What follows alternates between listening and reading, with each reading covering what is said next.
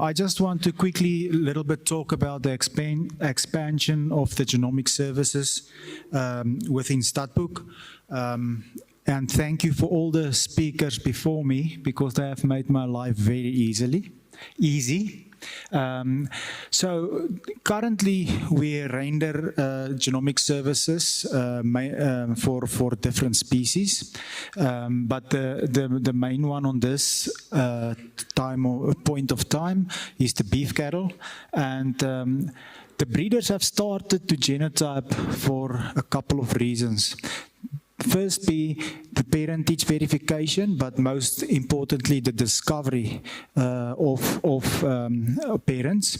Then Prof. Mawashi have talk about breed relativeness, where we can see what portion of animal are related to a specific breed. On the right-hand side, in the corner, you will see there's a picture. Every dot on the picture represents a genotype of an animal, and then each color, I've made a different, each breed, I've made a different color. So then you can see how the breeds are clustering together, and all breeds are unique. It's just zoomed out. So if you zoom in, you will find the clusters on their own, forming the distinct breeds. And then single gene traits is very important for farmers. In the beef cattle, they make use, especially with double muscling, the pole gene, coat color, and meat qualities. And then also what makes genomics very attractive is that the traceability thereof.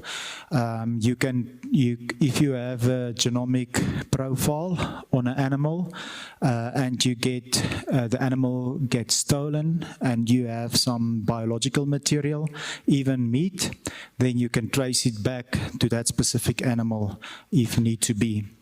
And then lastly, of course, the genomic enhanced breeding values, and farmers are using that also. Just be a little bit perspective on the Logix database on the moment. That is the different breeds, cattle breeds with genotypes on the system and the number of genotypes. You can see the Bonsmara, they have really taken up this technology, and currently they have over the 9,000 animals being genotyped. So it is a technology that is growing, and then the red bars that you see there, those is all the breeds that already receive genomic enhanced breeding values. The green ones are the breeds that we're still working on reference populations. Prof. Mawashi have talked about this. From Stadboek side, we just want to thank TIA, the Technology Agency, Innovation Agency, as well as the Department of Trade and Industry for funding the BGP2, and we are very privileged to be part of that. And as you can see, I just put it all together in the right-hand corner. It's the Beef Genomics Project, and there's the consortium members in that, and then on the left-hand side at the bottom is the labs, or the labs that will be the service providers within this project. That will be Inistel and ARC PTP, and between them they must do 60,000 genotypes within the next 3 years from this project. The flow of that, the ARC will manage the funds, and they will procure for the Stadboek breeds. Remember, all the breeds have their own plans.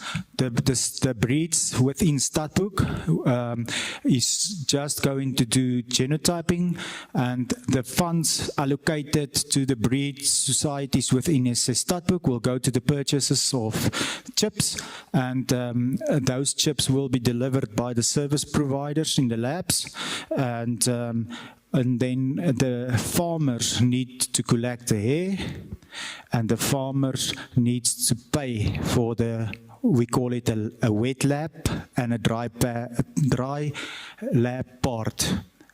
That is our contribution as industry to this whole project. This is just an example of the genomic information report that we present currently to our farmers. All of the information that I just touched on is there. Then dairy genomics.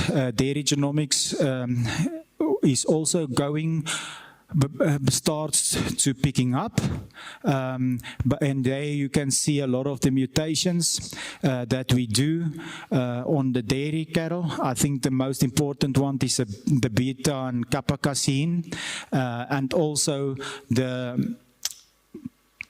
where is it now? The infertility haplotypes.